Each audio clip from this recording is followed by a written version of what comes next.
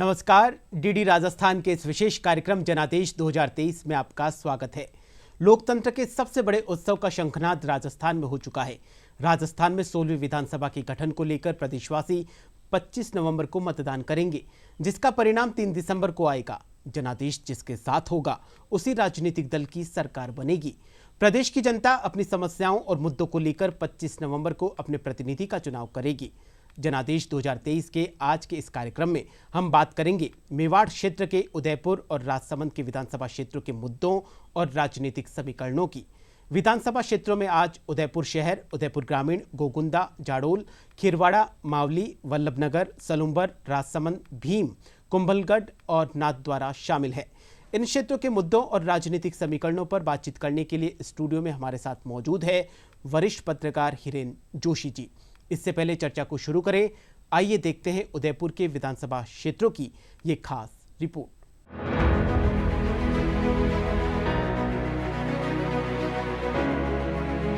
जनादेश में उदयपुर सहित गोगुंदा, जाडोल, खीरवाड़ा, उदयपुर ग्रामीण, मावली, वल्लभनगर, सलुम्बर विधानसभा सीटों पर चर्चा करेंगे। आइए सबसे पहले नजर डालते हैं गोगुंदा विधानसभा क्षेत्र पर। गोगुंदा विधानसभा में कुल 2,64,791 मतदाता हैं, जिनमें 1,35,554 पुरुष और 1,29,236 महिला और एक ट्रांसजेंडर मतदाता है। इस सीट पर पिछले चुनाव में भारतीय जनता पार्टी के प्रताप लाल ने कांग्रेस के मांगीलाल गरासिया को हराया था। इस बार भी भाजपा ने प्रताप लाल और कांग्रेस ने मांगीलाल गरासिया को टिकट दिया है। जाडोल विधानसभा में कुल 2,73,484 मतदाता हैं, जिनमें 1,40,571 पुरुष और 1,32,909 महिला मतदाता है। यहाँ 4 ट्रांसजेंडर है। इस सीट पर 2018 के विधानसभा चुनाव में बीजेपी के बाबूलाल ने कांग्रेस प्रत्याशी सुनील कुमार भगत को हराया था। इस बार भाजपा ने बाबूलाल खराड़ी और कांग्रेस ने हीरालाल दरांगी को टिकट दिया है। खीरवाड़ा विधानसभा क्षेत्र में कुल 2,97,606 मतदाता हैं, जिनमें 1,51,711 पुरुष और 1,45,894 महिला मतदाता हैं। इनमें एक ट्रांसजेंडर मतदाता है। 2018 में कांग्रेस की डॉक्टर दयाराम परमार ने भारतीय जनता पार्टी के नानालाल आहारी को हराया था। इस बार भी भाजपा ने नानालाल आहारी और कांग्रेस ने डॉक्टर दयाराम परमार को टिकट दिया है। उदयपुर ग्रामीण विधानसभा क्षेत्र में कुल 2,85,172 मतदाता हैं, जिनमें 1,44,055 पुरुष और 1,41,108 महिला मतदाता सहित 9 ट्रांसजेंडर मतदाता है। पिछले विधानसभा चुनाव में भारतीय जनता पार्टी के फूल सिंह मीणा ने कांग्रेस उम्मीदवार विवेक कटारा को हराया था। इस बार भी भाजपा ने फूल सिंह मीणा और कांग्रेस ने विवेक कटारा को टिकट दिया है। वहीं उदयपुर शहर विधानसभा क्षेत्र में मतदाताओं की संख्या देखें तो कुल 2,46,369 मतदाता हैं, जिनमें 1,23,786 पुरुष और 1,22,582 महिला सहित एक ट्रांसजेंडर मतदाता है।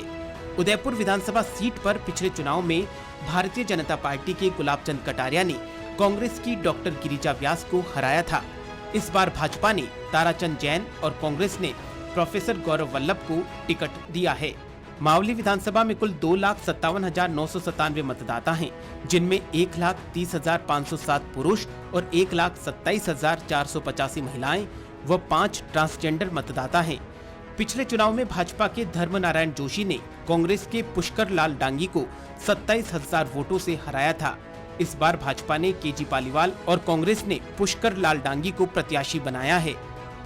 वल्लभनगर विधानसभा क्षेत्र में कुल 2,64,696 मतदाता हैं, जिनमें 1,34,661 पुरुष और 1,30,033 महिला सहित 2 ट्रांसजेंडर हैं।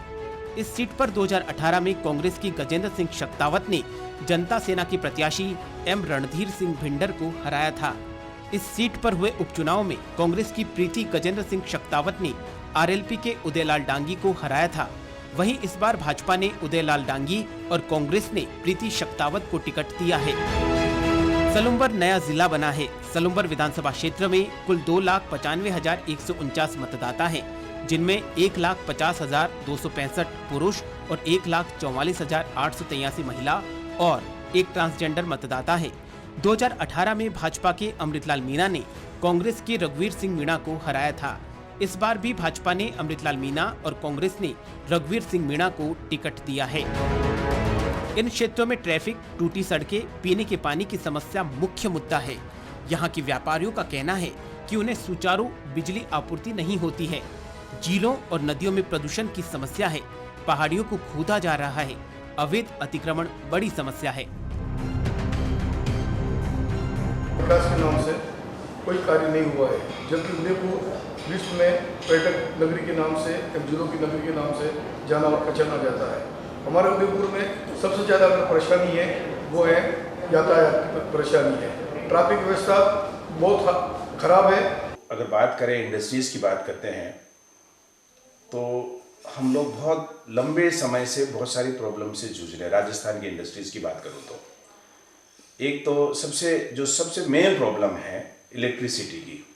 होता ये है कि इंडस्ट्रियल एरिया आ जाते हैं नए, बट वहाँ पे जीएसएस की स्थापना नहीं है।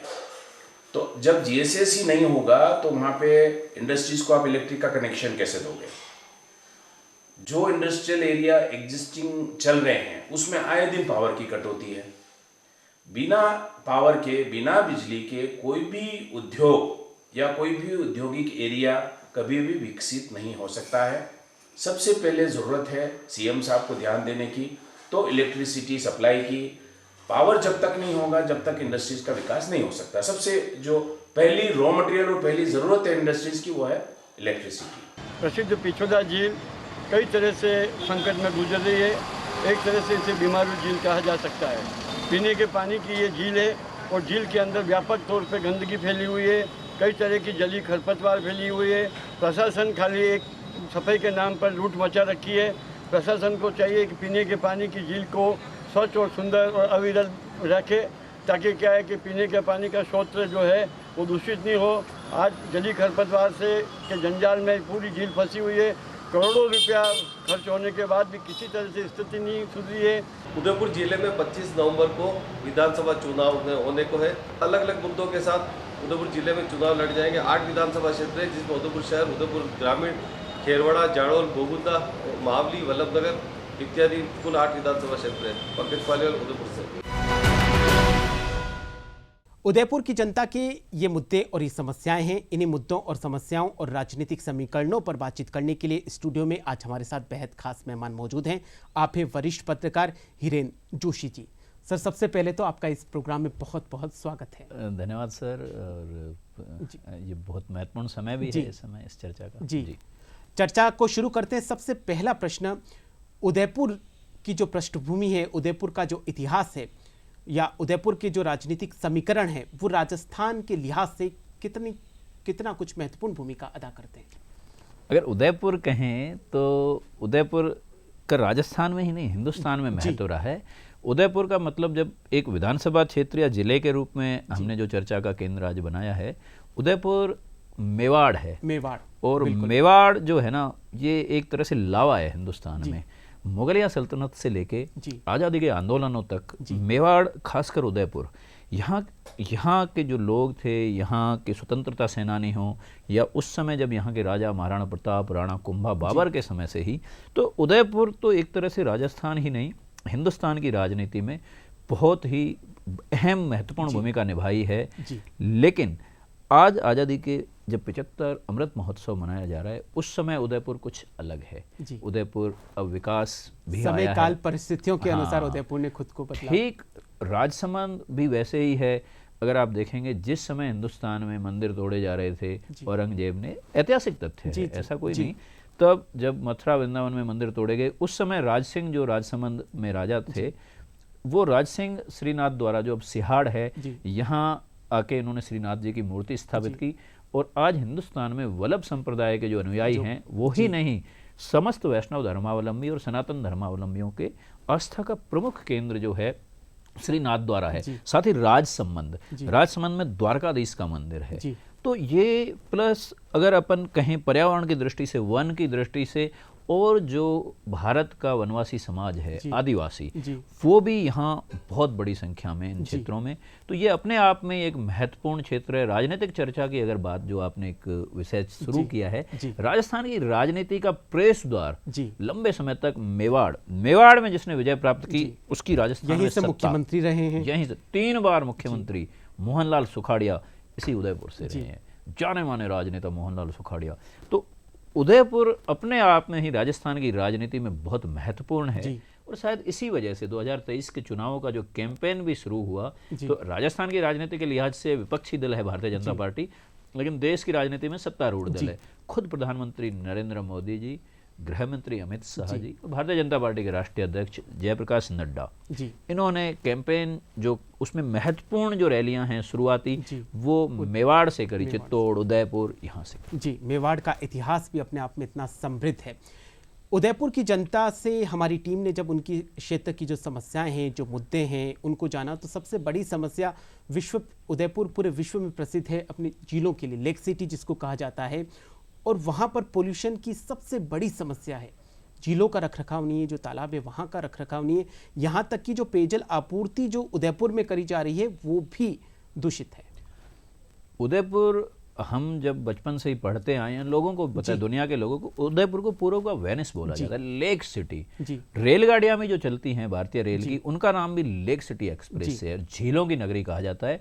डेस्टिनेशन मैरिज, देश के जाने माने उद्योगपति, विश्व की कई सेलिब्रिटीज आज आकर उदयपुर में शादियां करती हैं। बहुत बड़ा रेवेन्यू जनरेट, प्लस एक ब्रांडिंग के लिहाज से उदयपुर एक तरह से मोती है राजस्थान के मस्तक पर। लेकिन जो आपने सवाल उठाया, क्योंकि हम जब 21वीं शताब्दी में बात करते हैं तो सबसे पहले पर्यावरण महत्वपूर्ण है, और उदयपुर जो अरावली की हरी भरी पहाड़ियाँ हैं, वहाँ अवैध खनन, या उदयपुर शहर है, वहाँ झीलों में प्रदूषण जो हो रहा है, आयड़ नदी के पानी का जो दूषित जल भी कई बार, उसमें सीवरेज का जल आ जाना, पेयजल, ये मुद्दे ऐसे हैं जो चुनाव के समय तो आए ना आए, जनता की बातचीत में जो सामने भी आए हैं, लेकिन ये मुद्दे ऐसे हैं जिनसे यहाँ के निवासी 7 दिन सप्ताह के 24 घंटे 12 मास इन मुद्दों से उनको रूबरू होना होता है।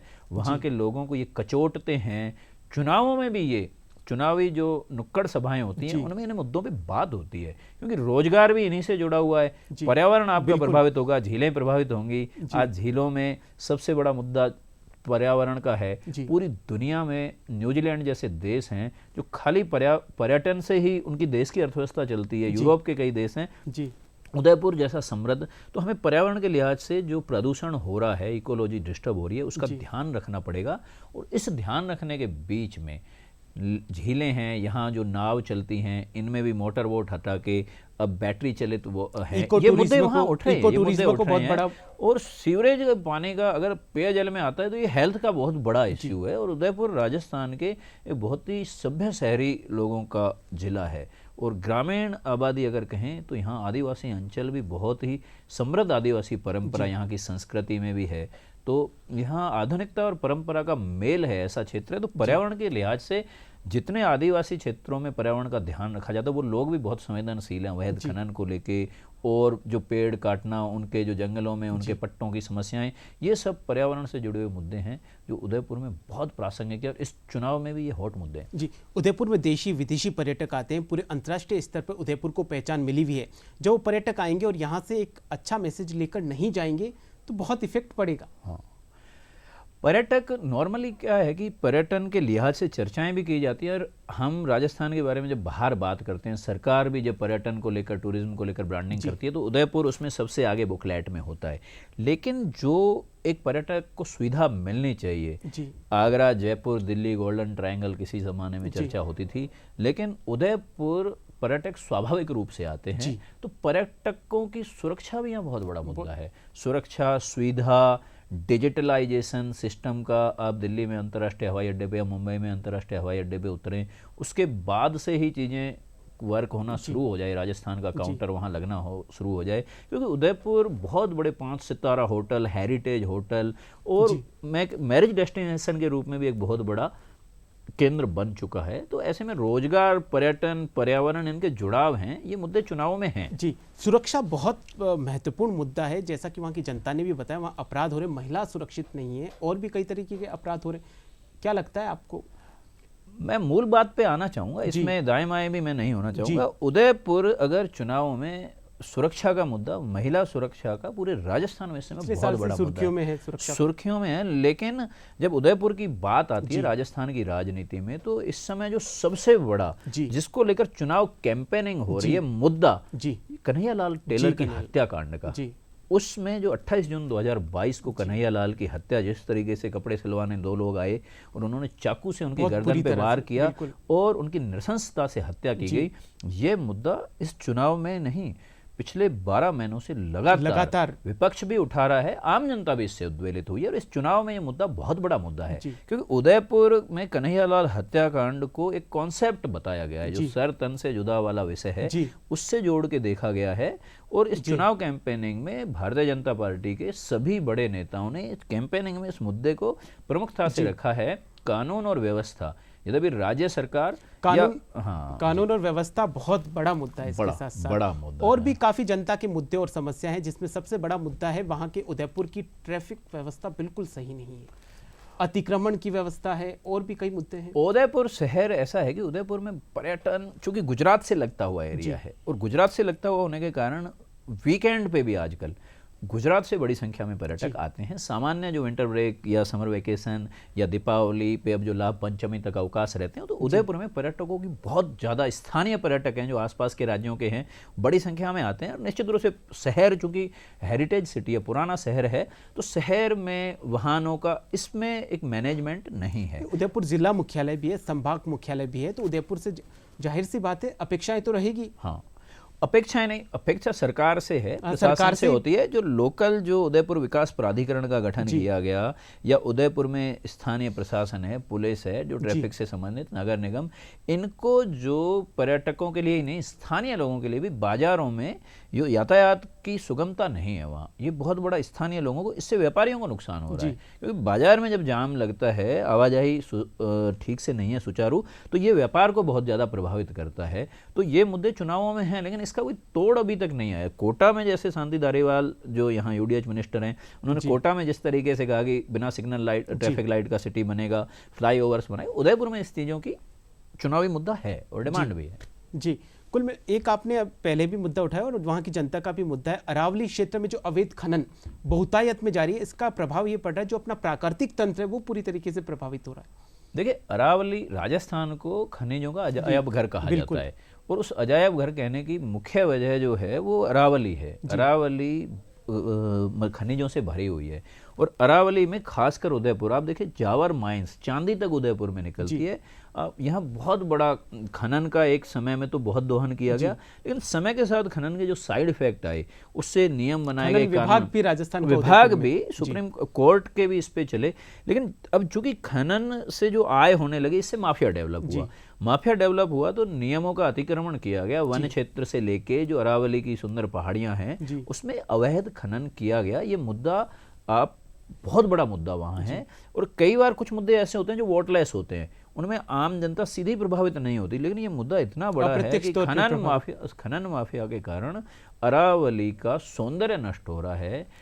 इसके साथ ही वहाँ इससे एक अपराधियों का और माफियाओं का एक गठजोड़ तैयार हो रहा है, जो इस शांतिपूर्ण क्षेत्र के लिए बड़ी चुनौती बनकर उभर रहा है। जी, उदयपुर वासियों की सबसे बड़ी मांग है हाईकोर्ट की एक बेंच स्थापित की जाए। पिछले 9-10 सालों से लगातार मांग चल रही है, ये लगातार हर चुनाव में चलती है, और इस बार चुनाव में मुद्दा भी बनता है। अगर हम गंभीरता से देखें तो उदयपुर की जो, चूंकि राजस्थान क्षेत्रफल के लिहाज से हिंदुस्तान का सबसे बड़ा राज्य है, और इतने बड़े राज्य में निश्चित रूप से जोधपुर और जयपुर और उदयपुर को लेकर जो अधिवक्ता समुदाय है, वो सारे वकील लंबे समय से आंदोलनरत थे। जायज मांगे, तार्किक मांग है, इसको लेकर चुनावी मुद्दा भी उठता है। लेकिन ये एक प्रशासनिक ऐसा मुद्दा है जिसमें सरकार या जो कोर्ट प्रशासन है, कैसे पीठ का गठन होगा, लेकिन हर चुनाव में ये मुद्दा होता है, बड़ा मुद्दा है। और कई नेताओं ने दावे करते करते भी उनका कार्यकाल पूरा हो गया, लेकिन पीठ का गठन नहीं हुआ।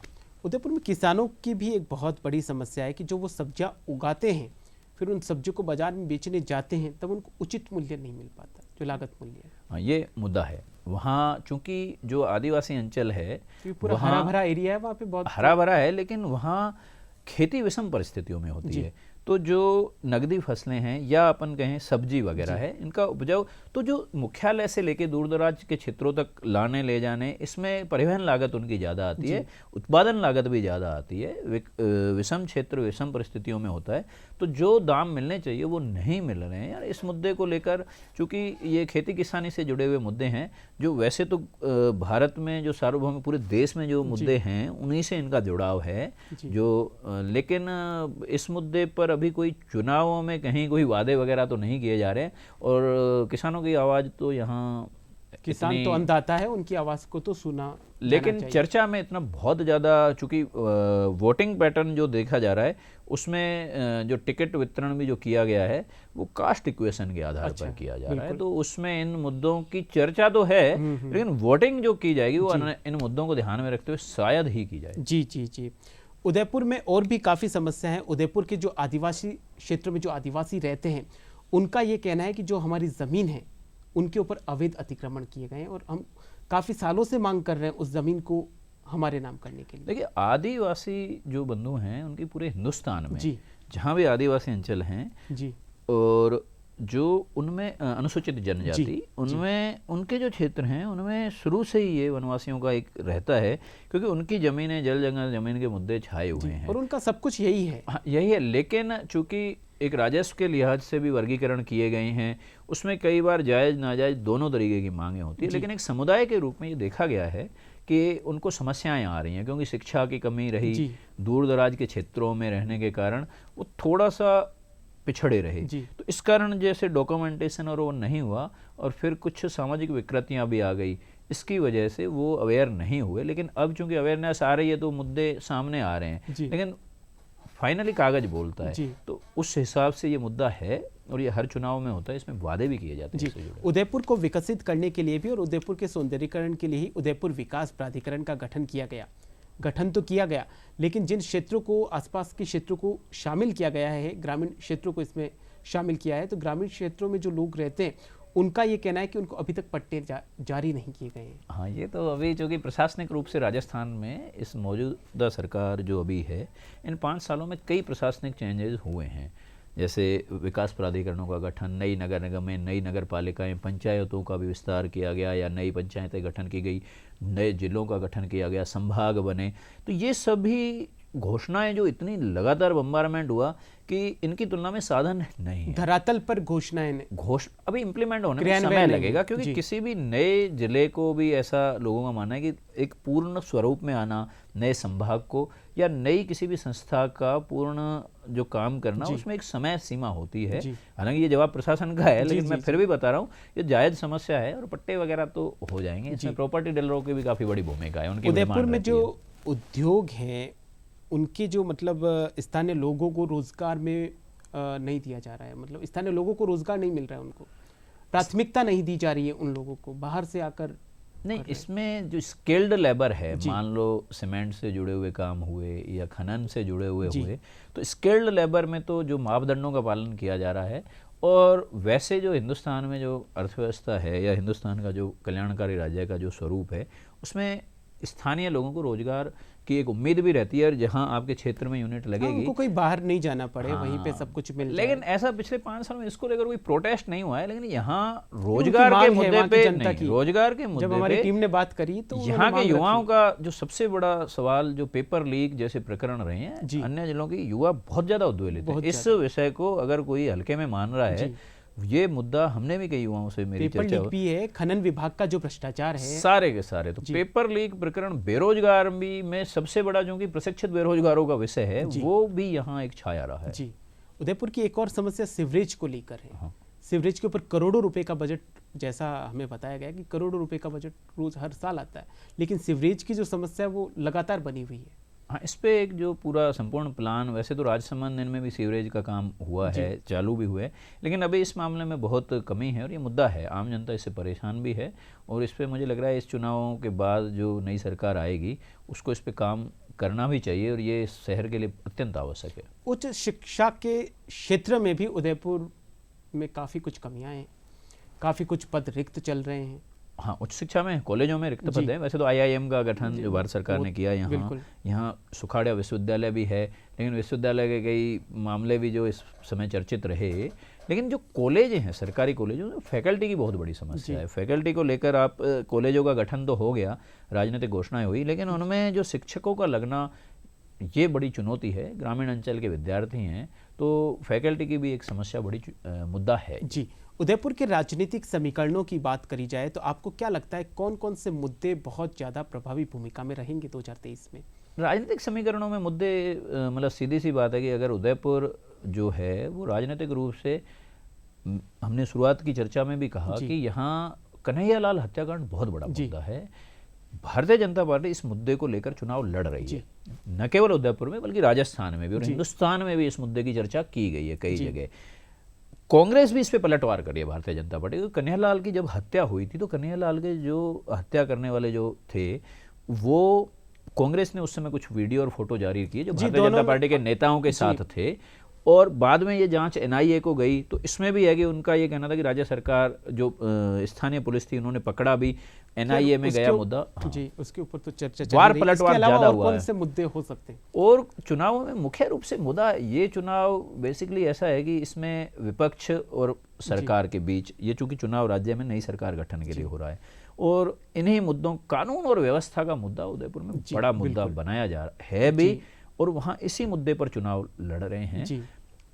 अगर उदयपुर शहर की बात करें तो प्रत्याशियों को लेकर भी एक बहुत बड़ी, उदयपुर और राजसमंद दोनों की हम चर्चा कर रहे हैं तो वहाँ पहला उदयपुर में तो उदयपुर का ये जो चुनाव है इसमें बीजेपी बाहरी प्रत्याशी का मुद्दा उठा रही है। जो कांग्रेस के राष्ट्रीय प्रवक्ता गौरव वल्लभ को यहाँ से प्रत्याशी बनाया गया, इसे लेकर बीजेपी बाहरी प्रत्याशी बता रही है और उन्होंने स्थानीय पार्षद को दिया है। और बीजेपी के सबसे बड़े नेता राजस्थान के जो प्रतिपक्ष के नेता, जो वसुंधरा राजे के बाद अगर माने तो प्रतिपक्ष के नेता, अब गवर्नर उनको जब वहां बनाया गया असम में, तो उदयपुर सीट से लगातार 2 दशकों से वो थे और उदयपुर के सक्रिय राजनेता थे और उनके रहते हुए कांग्रेस के लिए सीट जीतना बहुत कठिन था। मेवाड़ की क्षेत्र में उनका, मेवाड़ पूरे में, संभाग पूरे में उनका प्रभाव था और उनके रहते हुए कांग्रेस के लिए सीट जीतना कठिन था। लेकिन अब भी ये समीकरण वहाँ खींचता है। उन्होंने पार्षद को टिकट दिया है वहाँ जो नगर परिषद निगम में है जैन उनको। तो ये चुनाव गौरव वल्लभ को बीजेपी बाहरी मुद्दा बैठा रही है और कांग्रेस को इस बार कुछ उम्मीदें हैं। लेकिन उदयपुर का चुनाव दोनों दलों के लिए बड़ा प्रतिष्ठा का सवाल भी इस बार है क्योंकि कटारिया के बिना ये चुनाव बीजेपी लड़ रही है इस बार। पड़ोसी राज्य गुजरात है तो क्या गुजरात की पृष्ठभूमि का भी उसके ऊपर कुछ प्रभाव देखने को मिल सकता है? गुजराती पृष्ठभूमि का इस चुनावों में अगर कहें तो चूंकि डायरेक्ट तो ऐसा गुजरात का कुछ नहीं है, लेकिन चूंकि गुजरात से लगता हुआ एरिया है तो डेवलपमेंट से जुड़े हुए इश्यूज वहाँ चर्चा में रहते हैं ज़्यादा। 2018 के चुनाव की बात करी जाए तो कांग्रेस को 2 सीटें मिली थी, बाकी भारतीय जनता पार्टी को मिली थी, यानी कांग्रेस को अब भी अपने धरातल की तलाश है। हाँ, उदयपुर में कांग्रेस को मात्र 2 सीटें मिली थी और उसके बाद जब उपचुनाव हुआ, जब वल्लभनगर में जिसमें शक्तावत जी का निधन हुआ तो उस चुनाव में, उपचुनाव में भी भारतीय जनता पार्टी के लिए बड़ी चुनौती रही थी। उनके प्रत्याशी 4थे नंबर पे भी रहे थे और ये एक चर्चा का विषय भी रहा था उपचुनाव। तो भारतीय जनता पार्टी और कांग्रेस दोनों के लिए ये जो चुनाव हैं, क्योंकि कांग्रेस को उपचुनावों से उम्मीद थी, उपचुनावों में अच्छा प्रदर्शन रहा, तो भारतीय जनता पार्टी को पिछले चुनावों का प्रदर्शन दोहराने की उम्मीद है। तो कांग्रेस अपनी जमीन वापस तलाशने में लगी हुई है और 2 बड़े नेताओं की कमी है बीजेपी के लिए। इस बार किरण माहेश्वरी नहीं है और गुलाब चंद कटारिया गवर्नर हैं, तो इन 2 बड़े नेताओं के बिना ये चुनाव उदयपुर और राजसमंद में लड़ा जा रहा है। और 8 विधानसभा क्षेत्रों की बात करी जाए तो उसमें किसमें कड़ी टक्कर देखने को मिल सकती है? नहीं, मुकाबला टक्कर का हो सकता है। सत्तारूढ़ कांग्रेस और विपक्ष में भारतीय जनता पार्टी है। एक सीट पर जो है जनता सेना के उम्मीदवार भी हैं 43 निर्दलीय भी इनमें, मतलब कुछ निर्दलीय प्रत्याशी भी उतरे हैं और अन्य दलों के भी प्रत्याशी हैं तीसरे मोर्चे के। लेकिन मुख्य मुकाबला भारतीय जनता पार्टी और कांग्रेस में है। एक सीट ऐसी है जहां त्रिकोणीय मुकाबला होगा, हालांकि बागी कई जगह प्रभावित कर रहे हैं, तो मुकाबला सीधा तो भारतीय जनता पार्टी और कांग्रेस के बीच में है। कुल मिलाकर 3 दिसंबर को परिणाम आएगा, तभी पता चलेगा, स्थिति तभी क्लियर होगी। क्या कुछ जनादेश क्या रहेगा, क्या कुछ मुद्दे और समस्याओं के ऊपर उनका क्या कुछ जनता का क्या कुछ रुख रहा। उदयपुर के बाद में आपको ले चलते हैं राजसमंद। राजसमंद क्षेत्र के लोगों की क्या कुछ समस्याएं हैं, क्या कुछ मुद्दे हैं, उनके ऊपर देखते हैं पहले ये खास रिपोर्ट।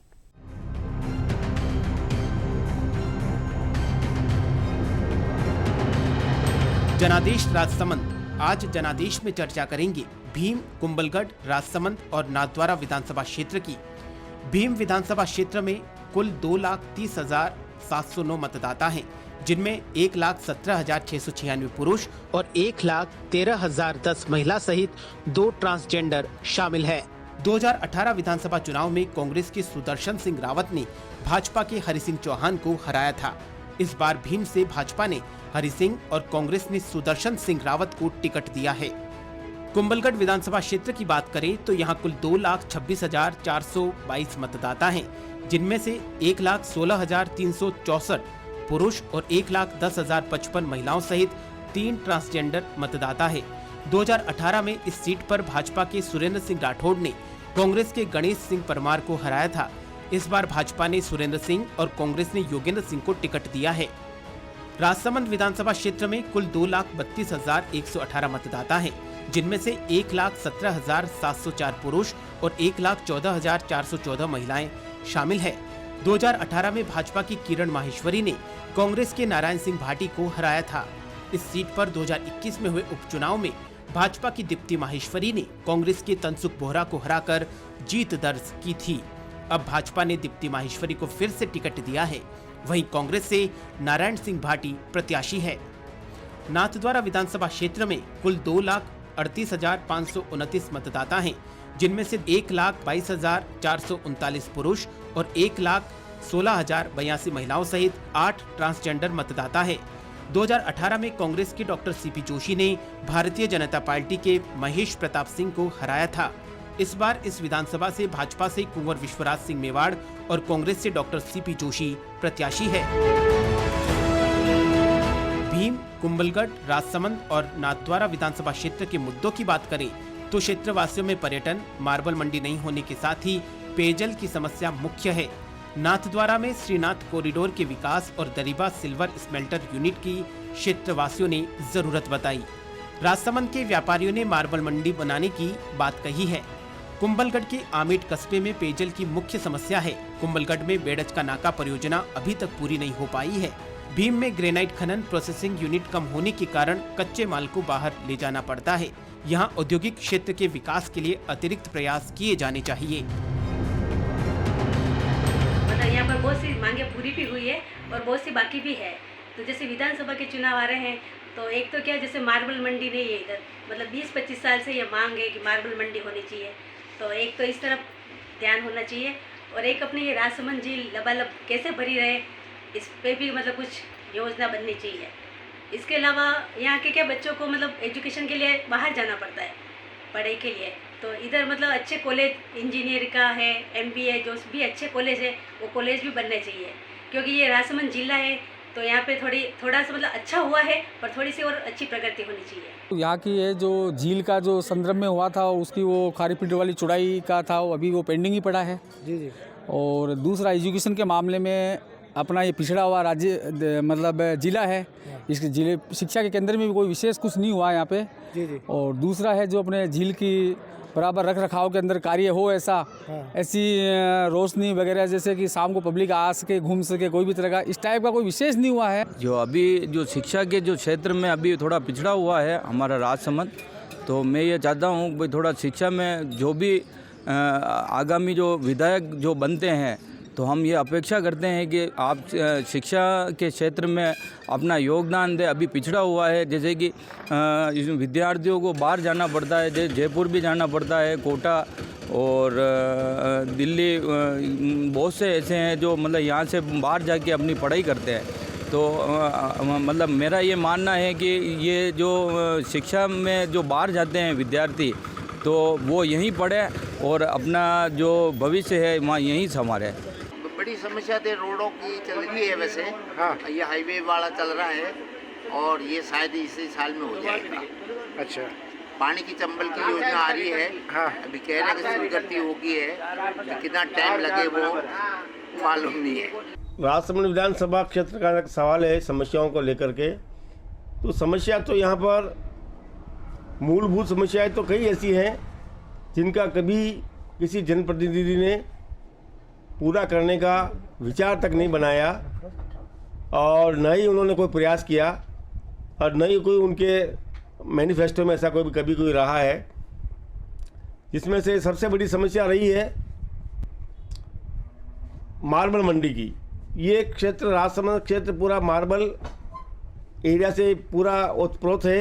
यहाँ करीबन 2-2.5 हज़ार के करीब माइंस हैं यहाँ पर और कई यहाँ पर मार्बल कटर लगे हुए हैं, ग्रेनाइट की फैक्ट्री लगी हुई है। इतना मार्बल व्यवसाय होते हुए भी मार्बल मंडी की ओर किसी भी जनप्रतिनिधि ने अभी तक ध्यान नहीं दिया। खनन राजसमंद में मार्बल खनन का काम कई दशकों से हो रहा है और ऐसे में इसको डेवलप करने के लिए लोगों को उसके मार्बल में अधिक सुविधा मिल पाए, ऐसे इनको तकनीकी एक सेंटर या मित्रों को ऐसा इंस्टीट्यूट खोलना चाहिए था जहां मार्बल के तकनीकी भूविज्ञानिक ऐसे यहाँ बैठते, मार्बल व्यवसायों को अलग से नई नई तकनीक का ज्ञान देते। लेकिन यहाँ पर अभी तक इस दिशा में कोई भी प्रयास नहीं हो पाया है। राजसमंद में आगामी विधानसभा चुनाव को लेकर तैयारियां पुख्ता की गई हैं।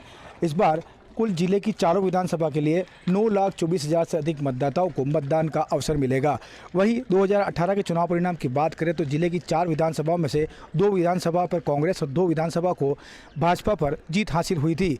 इस बार भाजपा ने 3 उम्मीदवारों को दोबारा मौका दिया है, जबकि कांग्रेस ने 2 उम्मीदवार को दोबारा चुनाव में उतारा है। अब देखने वाली बात यह होगी कि 25 नवंबर को मतदाताओं की कसौटी पर कौन खरा उतरता है। दिनेश सोत्री है, दूरदर्शन समाचार, राजसमंद। तो देखा आपने राजसमंद क्षेत्र के लोगों की, वहाँ की जो जनता है, उन्होंने हमें जो समस्याएं, जो मुद्दे बताए, उन्हीं समस्याओं, मुद्दों और राजनीतिक समीकरणों पर चर्चा शुरू करते हैं। सर, राजसमंद की बात की जाए तो राजसमंद कितना महत्वपूर्ण है राजस्थान के लिहाज से? महत्वपूर्ण राजसमंद भी चूँकि उदयपुर से लगता हुआ क्षेत्र है और राजसमंद भारतीय जनता पार्टी के लिए भी उतना ही महत्वपूर्ण है जितना कांग्रेस के लिए। पिछले विधानसभा चुनाव में अगर हम चूंकि पहले मुद्दों पे बात कर रहे हैं, अगर सीटों का भी देखें तो इन 4 सीटों में से 2 भारतीय जनता पार्टी और 2 कांग्रेस के पास थी। 2018 तो दोनों पिछला प्रदर्शन दोहराने के अलावा ज़्यादा सीटें तो रहेंगी। मुद्दे यहाँ महत्वपूर्ण है, मुद्दों पे हम चर्चा कर रहे हैं। मुद्दे वहाँ चूंकि मार्बल का बहुत बड़ा केंद्र मार्बल मंडी, तो मार्बल मंडी को लेकर और मार्बल का काम कम हुआ है। तो मार्बल पर आश्रित बहुत ये पूरा क्षेत्र करीब मार्बल व्यवसाय पर आधारित है। तो इसमें जो मंदी का आना, इसके बाजार से जुड़ी हुई जो विसंगतियां सामने आई, सरकारी सुविधाओं की जो उम्मीदें थी वो नहीं मिली, मार्बल मंडी को लेकर चुनावी मुद्दा है। जी, मार्बल मंडी में अगर सब कुछ सही हो जाता है तो वहीं के लोगों को रोजगार मिलेगा, रेवेन्यू आएगा और इससे संबंधित जितनी भी समस्याएं हैं उन समस्याओं का भी धीरे धीरे दूसरा बहुत महत्वपूर्ण बात एक है, अपन राजसमंद जाते हैं तो राजसमंद में ही, जिले में ही राजसमंद और श्रीनाथ द्वारा दोनों लगे हुए हैं, एक ही अपन मतलब सिटी जुड़े हुए हैं। अब दोनों में दिन रात का अंतर देख सकते। तो श्रीनाथ द्वारा में विकास अपेक्षाकृत ज्यादा है, ये मुद्दा वहाँ है। वहाँ की जनता बताती है, हमने भी देखा है कि राजसमंद में अपेक्षाकृत विकास कम नजर आता है। तो ये भी वहाँ का चुनाव जिला मुख्यालय है राजसमंद। हाँ, वहाँ मुद्दा यही है कि श्रीनाथ द्वारा में डेवलपमेंट कंपैरेटिवली ज्यादा है। हालांकि श्रीनाथ द्वारा में भी समस्याएं हैं, लेकिन ये देखा गया कि इन 5 सालों में भी श्रीनाथ द्वारा में काम अपेक्षाकृत ज्यादा हुआ है। श्रीनाथ द्वारा की आप बात करें तो श्रीनाथ द्वारा में लगातार श्रीनाथ कॉरिडोर बनाने की मांग चल रही है। ये जब से हिंदुस्तान में अभी 2014 में भारतीय जनता पार्टी की केंद्र में सरकार आई, तब काशी विश्वनाथ जो कॉरिडोर बना और उस कॉरिडोर की जो तारीफ हुई या उससे जो सहूलियतें हुई, उसके बाद महाकाल या देश के द्वारका में अपन देखेंगे तो सभी जो प्रमुख जो भारत की आस्था के केंद्र हैं, वहाँ श्रद्धालुओं और आम जनता व्यापारियों की सुविधा के लिए कॉरिडोर का कॉन्सेप्ट आया है। तो कॉरिडोर यहाँ भी एक डिमांड है। मुझे लग रहा है इस पे चुनावी मुद्दा तो ये है, लेकिन अब अगली सरकारों पे निर्भर करेगा। कुंभलगढ़ की बात करी जाए तो कुंभलगढ़ के लोगों ने बताया कि जो बेडच का नाका परियोजना काफी सालों से चल रही है, अभी तक पूरी नहीं हुई है राजस्थान में, क्योंकि सारी समस्या पेयजल को लेके है। अधिकतर जिलों में पेयजल की समस्या है, पेयजल को लेके परियोजनाएं कागज के ऊपर तो चल रही है, लेकिन धरातल पे कुछ नहीं चल रहा। हाँ, ये धरातल पे विकास। वहाँ के आम लोग, खासकर जो आधी आबादी है, महिलाएं, इनको बहुत बड़ी समस्या हो रही है पेयजल को लेकर। और ये मुद्दा, ये पानी तो बहुत जरूरी है इस एरिया में पूरे राजस्थान में पानी की समस्या है, लेकिन पानी के वितरण को लेकर जो योजनाएं और जो दावे किए जा रहे हैं वो दावे पूरे नहीं होते हैं। और हर चुनाव में लोग इसे हंसी मजाक में भी कहते हैं कि बातें की जाती हैं, लेकिन काम नहीं होता है। कम से कम इस मूलभूत आवश्यकता को तो जल्दी से जल्दी इस काम पे किया जाए। ये जनता इस पे उम्मीद भी कर रही है और ये बड़ा मुद्दा है। जनप्रतिनिधि को सबसे पहले इस चीज के बारे में तो सोचना भी चाहिए। हाँ, सरकार है, अब जो प्लान जो बनाए गए, जो योजनाएं लाई गई, अपन राजसमंद की बात करें तो राजसमंद झील है, उसमें जल को लेकर भी बहुत बड़ा मुद्दा है।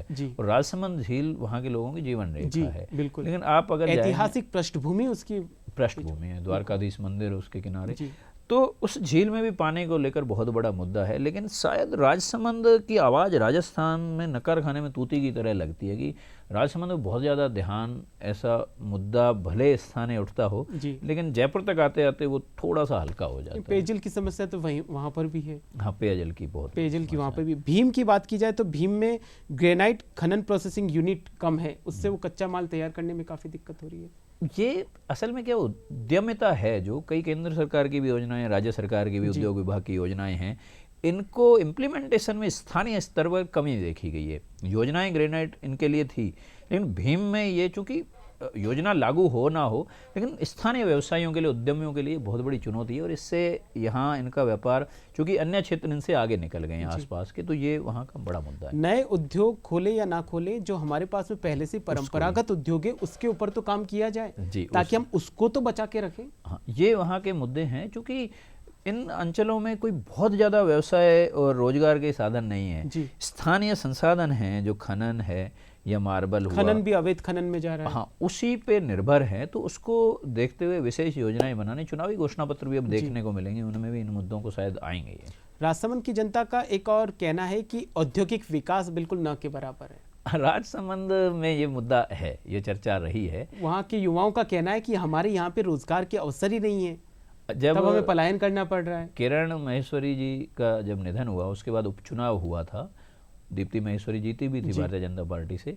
उस चुनाव में भी ये बात कई युवाओं ने हमसे कही थी, हम गए थे, तो ये मुद्दा वहाँ है और ये मुद्दे लगातार चलते आ रहे हैं। तो इस पे जनप्रतिनिधि को ध्यान देना चाहिए, क्योंकि युवा राज्य का हो, चाहे देश का हो, चाहे किसी शहर का हो, वो रीढ़ की हड्डी की तरह है। हाँ, ये तो निश्चित युवाओं रूप को से जितना आप यूटिलाइज कर सकते हो उतना। हाँ, लेकिन ऐसा इन क्षेत्रों में, इस मौजूदा चुनाव में मैंने एक चीज जरूर देखी, युवाओं को हमने बात भी करी, और आपने भी जो आपके नेटवर्क के माध्यम से जो जानकारी, पेपर लीक और इन सारी समस्याओं से तो परेशान है ही, इसके अलावा उनका उसके अलावा स्वरोजगार नहीं, स्वरोजगार का भी है। और चूंकि डिस्कस जब होता है ना, तो बड़े मुद्दे ही सामने आते हैं। और जो हम उदयपुर के कन्हैयालाल हत्याकांड की करें, तो राजसमंद में भी उस मुद्दे पे बहुत ज्यादा चर्चा होती है। पूरा इस मेवाड़ के पूरे क्षेत्र में लोग खौफ में भी रहे हैं इन चीजों को लेकर। ये चर्चा, और मेवाड़ चूंकि एक राष्ट्रवाद का एक केंद्र रहा है, मेवाड़ शुरू से ऐतिहासिक पृष्ठभूमि इतनी विशाल है, बैकबोन की तरह। भारत के इतिहास में मेवाड़ का इतिहास ही अपने आप में एक रीढ़ की हड्डी की तरह भूमिका निभाता है। पर्यटक आते हैं, मिट्टी लेके जाते हैं, मिट्टी साथ में, हल्दी घाटी की त्याग, शौर्य, बलिदान की भूमि है। राजसमंद में सिल्वर स्मेल्टर यूनिट की आवश्यकता है, जिसको लेकर भी लगातार मांग करी जा रही है। यहाँ के जनप्रतिनिधियों से भी मांग की जाती है, चुनाव का मुद्दा भी है, लेकिन सिर्फ मुद्दा बन के रह गया। हाँ, ये अभी भी हमने जब चर्चा की उसमें भी मुद्दा आया है। लेकिन अब देखना ये है कि जैसे अब नामांकन वापसी के बाद जब प्रत्याशी मैदान में जाएंगे, उसमें कितनी प्रमुखता से पार्टियां रखती हैं, कितनी प्रमुखता से स्थानीय, लेकिन जनता देख रही है। जनता को ये असल में क्या, ये ऐसी एक यूनिट के रूप में नहीं है, ये एक बैकबोन होगी क्षेत्र की अगर ये बनती है। जी, राजसमंद का पूरा एक तरीके से जाना पहचाना नाम ही इसी इससे जुड़ा हुआ। एक राजसमंद का पर्यटन के क्षेत्र में कॉरिडोर बनाने का भी मांग है। वो कॉरिडोर उसमें दो तरीके से श्रीनाथ द्वारा से जोड़ते हुए भी है, लेकिन राजसमंद में कॉरिडोर तो ठीक है, राजसमंद के लोगों को बस की सुविधा तक नसीब नहीं हो रही है। बिल्कुल सही। वहाँ आप देखेंगे तो 5-5 बस अड्डे हैं, लेकिन बस रुकते ही नहीं है, सड़क पे ही, बस पुल के ऊपर लोगों को उतरना पड़ता है। सड़कें भी सही नहीं, कनेक्टिविटी ये मुद्दा वहाँ बहुत बड़ा है मुद्दा। जो बस मतलब आप देखेंगे राजसमंद नगर में अपन जाते हैं तो लोगों को वहाँ पुलिया के ऊपर उतरना पड़ता है। वहाँ बसें, जो बस निर्धारित बस अड्डा कोई है, आप समझिए 5-5 होने के बावजूद भी नहीं है, और लोग ठगे से महसूस करते हैं। तो लगता है कि इसको लेकर एक बहुत जरूरी है, ये चुनाव में मुद्दा है। हर तीसरा आदमी ये बात कर रहा है वहाँ बस अड्डे को लेकर, बस संचालन, बस का रूट, बस रुकना, ये मुद्दा वहाँ बहुत बड़ा है। आप मानेंगे नहीं कि इस मुद्दे पे वोट कोई दे ना दे, लेकिन चर्चा में बहुत ज़्यादा है। स्थानीय आदमी से बात करेंगे बस की बात, जैसे उदयपुर में शहरी यातायात की, वैसे यहाँ कनेक्टिविटी बहुत मुख्य मुद्दा है। कनेक्टिविटी नहीं होगी तो फिर कैसे काम चलेगा? कनेक्टिविटी भी मान लो आप हाईवे से सुचारू रूप से हाईवे से वहाँ निकल रहे हैं, लेकिन उनको मतलब कोई ठहराव कब होगा, क्या होगा, कोई नियमितता नहीं है, नियमितता नहीं है। राजनीतिक समीकरणों की चर्चा करी जाए तो यहाँ के जो राजनीतिज्ञ है, जो जनप्रतिनिधि हैं, जो चुनाव लड़ने जा रहे, जो उम्मीदवार हैं, आपको क्या लगता है, क्या कुछ चुनौतियों का सामना उनको करना पड़ सकता है यहाँ पर? चुनौतियाँ इस चुनाव में हैं, लेकिन राजसमंद देखें तो राजस्थान की राजनीति में राजसमंद ने चौंकाया है हमेशा। बिल्कुल चौंकाया। आप देखेंगे जब सीपी जोशी का 1 वोट से चुनाव हारना, अब जो कि वापस सीपी जोशी ही हैं, तो राजसमंद में जनप्रतिनिधि भी तैयारी पूरी करके बैठे हैं और जनता भी पूरी करके बैठी है। 4 सीटें हैं, 2 सीटें फिलहाल कांग्रेस के पास हैं, 2 भारतीय जनता पार्टी के पास है। भारतीय जनता पार्टी का इस बार टारगेट चारों की चारों सीटें जीतने का। कांग्रेस का ये है कि पिछला जो प्रदर्शन है उसके दोहराने के अलावा वो भी 4 सीटें जीतना चाह रहे हैं।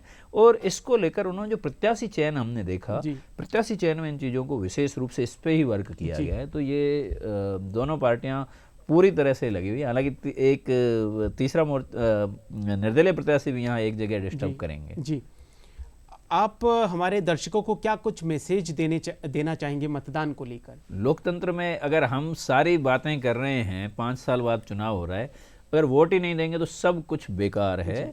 मुझे, आपको और जो हमारे सुधी दर्शक जो सुन रहे हैं, ये सब देख रहे हैं, उन्हें सबसे पहला कर्तव्य है कि न केवल खुद वोट दें बल्कि अपने आसपास के सभी लोगों को प्रेरित करें। और आजकल जो सोशल मीडिया के माध्यम से भी आप अगर पोस्ट करते हैं तो उसमें भी ज़्यादा से ज़्यादा मतदान, चूँकि लोकतंत्र का आधार ही मजबूती लोकतंत्र को मिलेगी कि जब हम सब अपना मतदान करेंगे। और 25 नवंबर वो पवित्र दिन है जिस दिन हमें इस लोकतंत्र के यज्ञ में अपनी एक आहुति देनी है। तो सभी को इस पवित्र दूरदर्शन के मंच से मैं भी अपील करूंगा कि हम सब उस दिन वोट दें राजस्थान में। न केवल राजस्थान बल्कि जो 5 राज्यों में, छत्तीसगढ़, तेलंगाना, मिजोरम और मध्य प्रदेश, सब जगह अपने वोटिंग दायित्व को पूरा करें। और जीवन में जब तक आप अपनी चेतना में रहें, वोट जरूर दें। जी, जीवन में जब तक आप चेतना में रहे, वोट जरूर करें और लोकतंत्र की इस आहुति में अपना योगदान जरूर दें।